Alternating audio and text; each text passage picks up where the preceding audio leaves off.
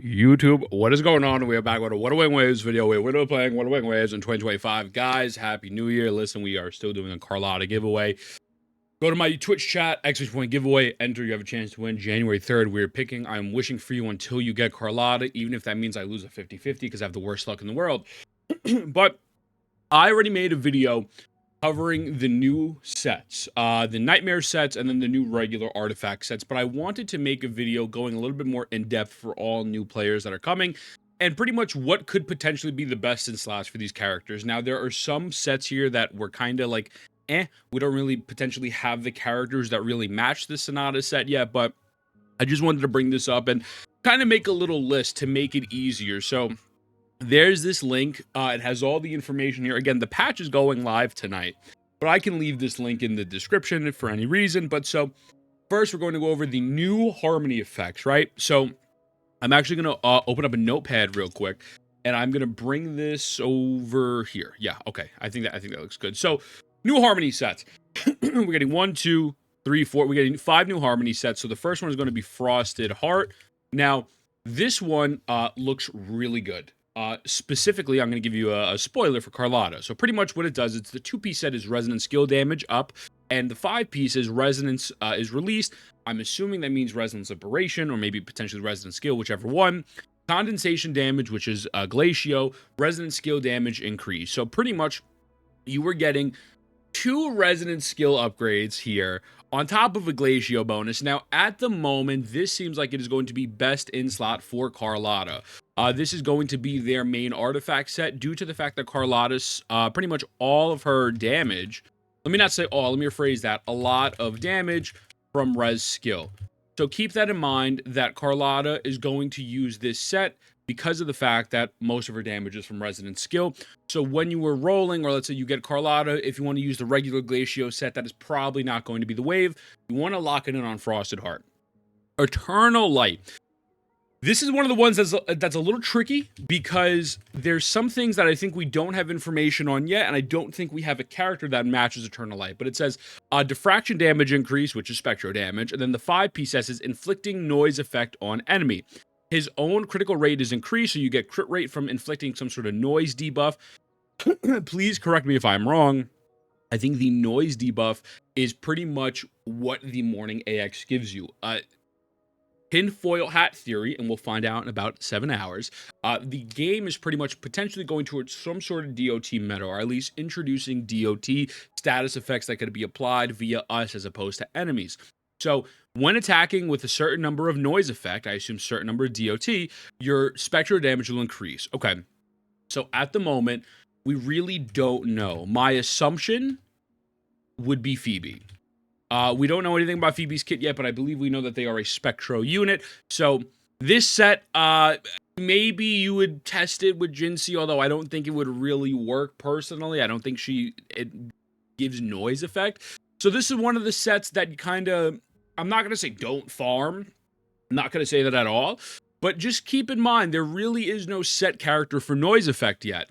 Midnight Veil. Now, Midnight Veil is very interesting, and this one is actually, I think, one of the more universal sets that's going to require quite a bit of testing. So, Midnight Veil, the 2-piece gives you annihilation damage up. I believe annihilation damage is referring to havoc damage based off the translation. So, the 5-piece, this is where the 5-piece gets kind of crazy. It's kind of crazy. When you leave the game, with the finale skill, your outro skill, you can additionally inflict more havoc damage on surrounding enemies and also inflict a vanishing damage increase effect on the next character. Excuse me. So, pretty much, this is really good for any havoc support, but this might also work for Sanhua. So let me break this down. My interpretation of this is when let's say I am running Donjin, right, as a support for Camilla at the moment. I'm just using Donjin, for example, or Carlotta. Excuse me. Roshia, I apologize, Roshia.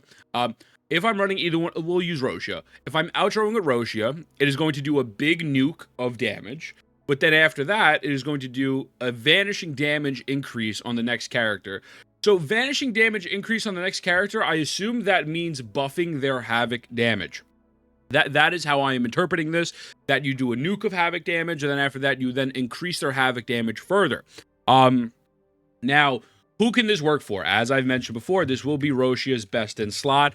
This can work for a Donjin, and potentially, I'm going to put a little star here, Sanhua. And the reason why I say Sanhua is because of the fact that Sanhua's Concerto Energy Regen is one of the best in the game. It is pretty much second to none. And if you feel like you want to skip someone like Roshia, because realistically you do have Sanhua, and this artifact set seems to be really benefiting Camellia, I think Sanhua could potentially use this. Again, we're going to need a little bit more testing here, but definitely Roshia, definitely Donjin, definitely Sanhua. I don't know if this will really work for Havoc Rover.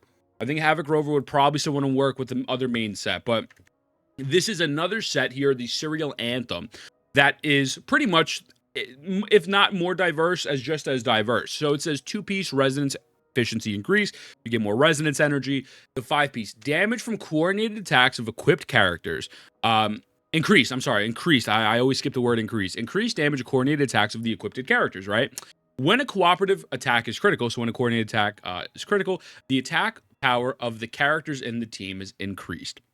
So this one is insane due to the fact that it literally just gives you a bunch of energy off rip for just having a 2-piece, but it gives you the coordinated strikes. So this would be for Yinlin. This would be for Gigi. I probably spelled her name wrong. You could even use this for Yanwu.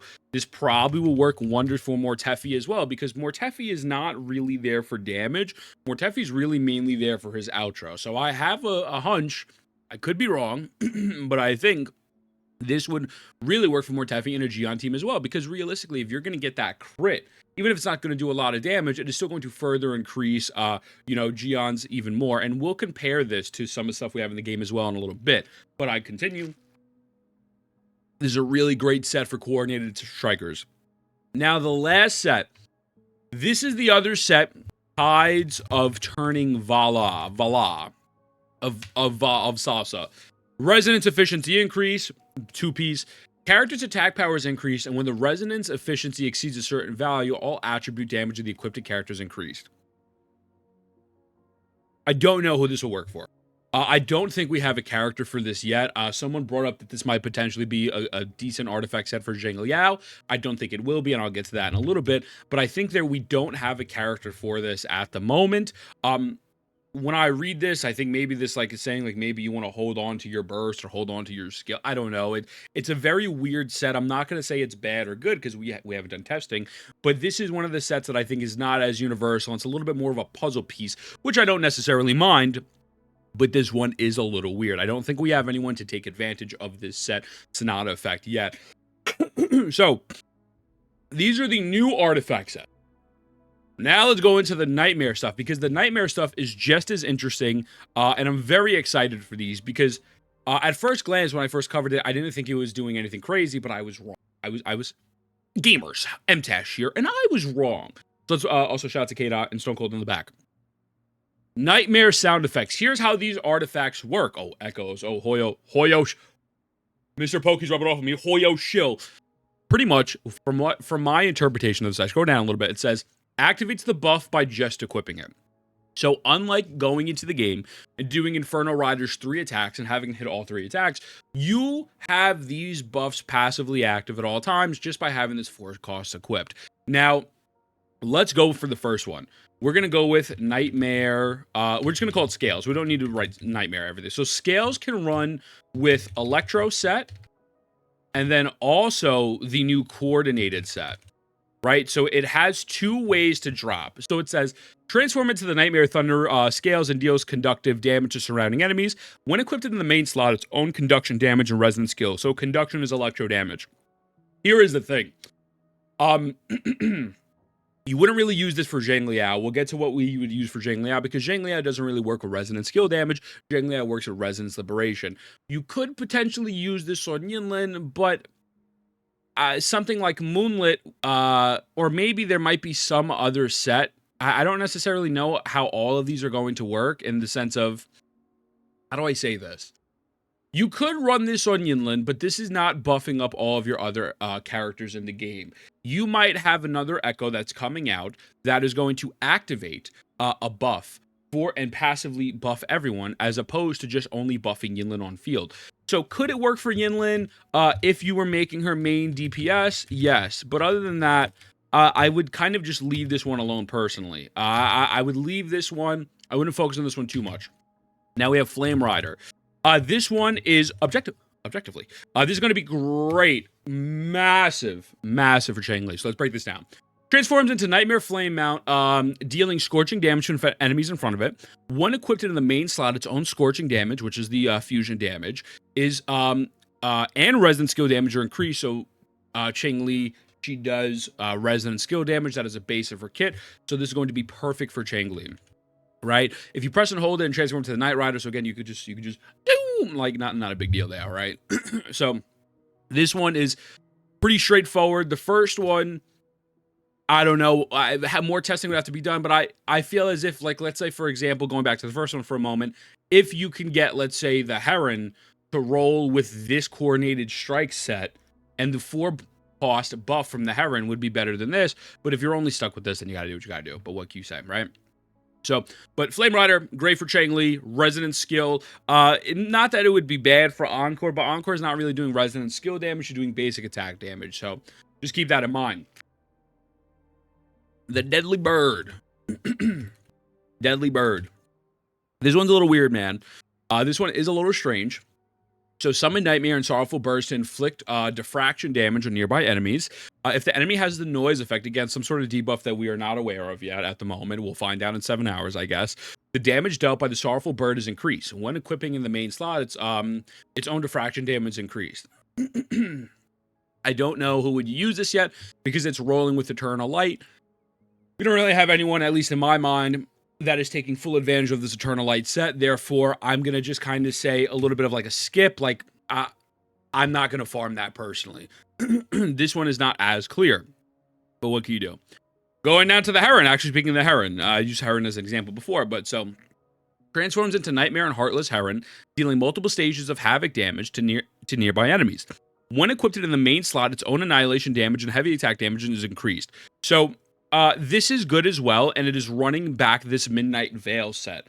Now, I don't think Roshia deals have heavy damage. I don't know. I guess we won't know until we have her in the game. I don't think Donjon deals heavy attack damage, and I don't believe the Rover deals heavy attack damage. So this is another one where I don't 100% know where we're going to slot this at the moment.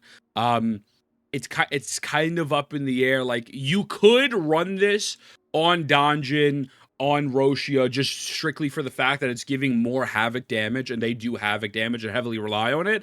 But the portion where it says the havoc damage, heavy damage, excuse me, I really don't know where that's going. Someone correct me if I'm wrong. I don't remember. Is Donjon's heavy attack, when her forte is max, is that considered heavy attack damage? No, it sounds like a stupid question, but, you know, sometimes it could be counted something differently. If not, you know, whatever. But I would go Donjon, Roshia, right now. I don't know about Sanhua. We don't know exactly what is going to drop with this set as the 4-cost. If this is the only 4-cost that drops under this set, like the Midnight Veil set, then you probably would have to use Sanhua if you wanted to use it on Sanhua. But yeah, I don't know about the last part, the heavy attack damage. Maybe Roshia does heavy attack, but so we got 3 more. We got the monkey. So the monkey's pretty straightforward. The monkey's giving heavy attack damage and movement damage. I don't know if this movement damage increases your actual animation speed of, let's say, like Jianshin's Circle or Jian's Burst, but this is Jian and Jianshin, and pretty much nothing too crazy here. This is going to be the best in slot until we get someone else with Arrow, right? Now, Uncrowned. So they have their version of the Crownless. Uncrowned. That's actually kind of fire. Transforms into a Nightmare Uncrowned and deals annihilation damage to enemies in front of it. When equipping in the main sound slot, its own annihilation damage, normal attack damage is increased. So, the thing with this one as well is if Havoc Rover is still going to be run on the initial Havoc Eclipse set, I don't know if this will out-damage this particular set, where it says transform into Dreamless, continuously attacking enemies and dealing Havoc damage. This Echo skill deals more damage after Havoc Rover casts a Resonance Liberation. So obviously this is going to require a little bit more testing, but Uncrowned dealing more basic attack damage, normal attack damage is good. So I will put H Rover here, And I would put Donjin with like a little question mark. Again, not 100% sure. It can go up either way with set you want to run. I feel like the other set's probably better for Donjin. But if, let's say, you wanted to use Donjin as a main DPS, right, and not a sub DPS, this is going to be your best bet because it is increasing your havoc damage as well as your normal attack damage. So now, this one is, I think, the biggest buff in my personal opinion. So what happens is that it just transforms into, oh, let me put this Cloud Flash, right? So this one is pretty crazy. It's pretty crazy. So, transform into Nightmare Cloud Flash and deals conductive damage to enemies, so it deals electro damage. When equipped in the main slot, its conduction damage and resonance release damage are increased. When they say resonance release, I'm assuming they mean resonance liberation damage. Now, why is this good and why is this a buff? This is going to be used for Zhang Liao. Zhang Liao's current main Echo is a little stinky. It's really not the best in the world. So there's two we have currently. Nobody really uses Thundering Memphis due to the fact that Thundering Memphis takes a crap ton of hits and a ton of time to actually use his skill. I think it's like 5 hits or 6 hits. It's too long. So people winding up using this one instead, Tempest Memphis, to get the electro increase, but the heavy attack damage is not there. So intrinsically, you will be getting a buff if you have not been running Thunderous Memphis with this new set, which I think is an absolute massive W. And then if they ever drop more electro units that use resonance liberation damage, they're getting a massive buff, right? So this is pretty much the breakdown. No, so quick TLDR. Froster of Heart, that's going to be Carlotta. This is going to be Carlotta's best in slot. Do not run the Glacio set on her. Eternal Light, we really don't know. Probably Phoebe. Midnight Veil, definitely Roshia, definitely Donjin, possibly Sanhua. Serial Anthem is going to be the Coordinated Strike. Anyone with Coordinated Strike should be good. This one, we really have no idea yet. Tides of Turning, Vala, no clue. Then if we scroll down to the Nightmare Echoes, this can potentially work on Yinlin if you're really running her in like a main DPS spot on the Electro, but I'm praying in which that we get other forecasts that can buff the whole team as opposed to just this for the Serial Anthem set. Flame Rider is going to be mainly used for Chang Li. Not that you can't use it for Encore, but this is really a buffing res skill. Deadly Bird, don't really know yet. Don't think we have a character to utilize that. The Heron could be Donjin, Roshia, possibly Sanhua. The Monkey is going to be Jian, Johnshin, Uncrowned, Havoc Rover, maybe Donjin as main DPS, and then Zhang Liao. That is pretty much the fastest breakdown I can give to you of what these new artifact sets are going to do. With that being said, let me know what you think. I love you. I'll see you in the next one.